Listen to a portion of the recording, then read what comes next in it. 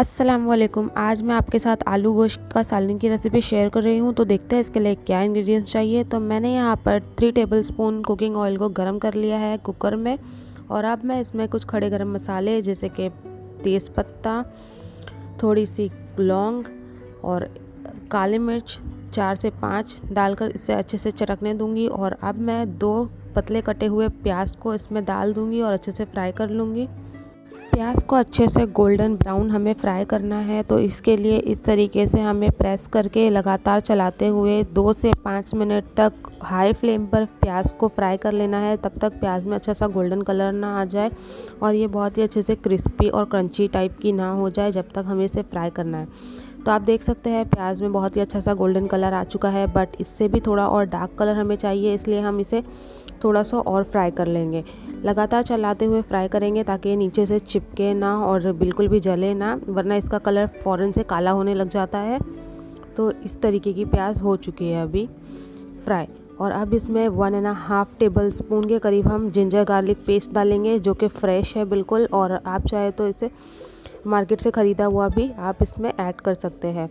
साथ ही में मैं यहाँ पर अच्छे से इसे भून लूँगी ताकि जिंजर गार्लिक की जो स्मेल है वो ख़त्म हो जाती है इस तरीके से भूनने से। और इसकी जो स्मेल है बहुत ही ख़राब लगती है अगर हम इसे अच्छे से ना भूनें तो।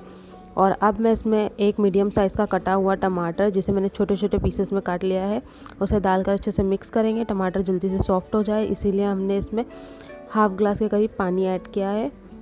इसे अच्छे से भून लेंगे। टमाटर अच्छे सॉफ्ट हो चुके हैं। अब इसमें हम डालेंगे दही, जो कि 1 कप मैंने फेंटा हुआ दही लिया है, जो कि खट्टा दही है। और इसे भी डालकर हम अच्छे से मिक्स कर लेंगे ताकि दही का पूरा पानी ड्राई हो जाए। अब इसमें हम हाफ़ कप दही और ऐड कर रहे हैं ताकि सालन का फ्लेवर बहुत ही अच्छे से बढ़ जाए। और हम लो फ्लेम पर करके दही इसमें ऐड करेंगे। अगर हम हाई फ्लेम पर ऐड करते हैं तो दही फ़ौरन से फट जाता है।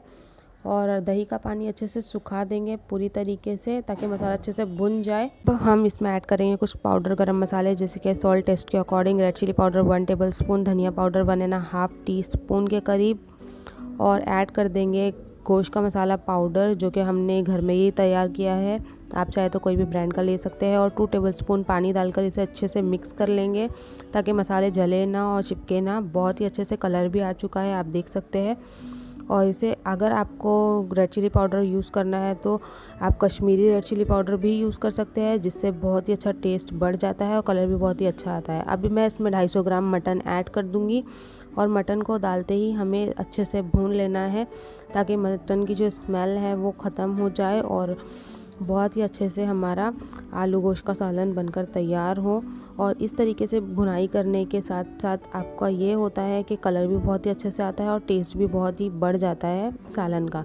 अब मैं 1 ग्लास वाटर इसमें ऐड कर दूंगी और इसे 5 से 6 विसल ले लेंगे ताकि मटन अच्छे से टेंडर हो जाए और बहुत ही अच्छे से मटन हमारा तैयार हो जाए। तो यहाँ पर मैं इसका लिड लगा रही हूँ और 5 से 6 विसल कंप्लीट हो चुकी है। और आप देख सकते हैं इसका कलर, और आप देख सकते हैं बहुत ही अच्छे से मटन भी गल चुका है और कितना अच्छे से मसाला भी भुन चुका है।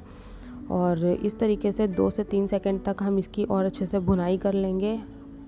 फ्लेम हमने हाई पर ही रखा है और हाई फ्लेम पर ही अब इसमें हम ऐड करेंगे 2 ग्लास के करीब पानी। आपको जितना चाहिए आप इसमें पानी ऐड कर सकते हैं। तो मैं यहाँ पर 2 ग्लास पानी ऐड कर रही हूँ क्योंकि ये सालन थोड़ा पतला ही अच्छा लगता है, खाने में बहुत ही टेस्टी लगता है, इसलिए मैं 2 ग्लास पानी ऐड कर रही हूँ। और अब इसे इस तरीके से चला देंगे हम थोड़ा सा। और अब इसमें हम डालेंगे आलू, जो कि हमने पीसेस में कट कर लिया है। तो यहाँ पर मैं 3 आलू का इस्तेमाल कर रही हूँ। 3 आलू मैंने इसमें ऐड कर दिए हैं। और अभी मैं हाफ़ टेबल स्पून गरम मसाला पाउडर इसमें ऐड कर दूँगी। और कुछ थोड़े से धनिया को हमने अच्छे से बारीक कट कर लिया है, वो भी इसमें डाल देंगे और इसे लिड से कवर कर देंगे। और 1 विसल कंप्लीट हो चुकी है इसकी। तो आप देख सकते हैं कितना डिलीशियस सालन बनकर तैयार हो चुका है। और आप इसे रोटी, चावल, पराठे, नान के साथ सर्व कर सकते हैं। तो मैंने यहाँ पे इसे बोल में ट्रांसफ़र कर लिया है और थोड़े से धनिया के साथ हम इसे गार्निश कर लेंगे। और अगर वीडियो पसंद आई है तो प्लीज़ शेयर कीजिए, कमेंट कीजिए, लाइक, सब्सक्राइब। और मिलते हैं नेक्स्ट रेसिपी में, तब तक के लिए अल्लाह हाफ़िज़। ज़रूर से बनाइए और प्लीज़ मुझे कमेंट सेक्शन में ज़रूर बताइए। चैनल को सब्सक्राइब कीजिए, वीडियो को लाइक शेयर। Thank you.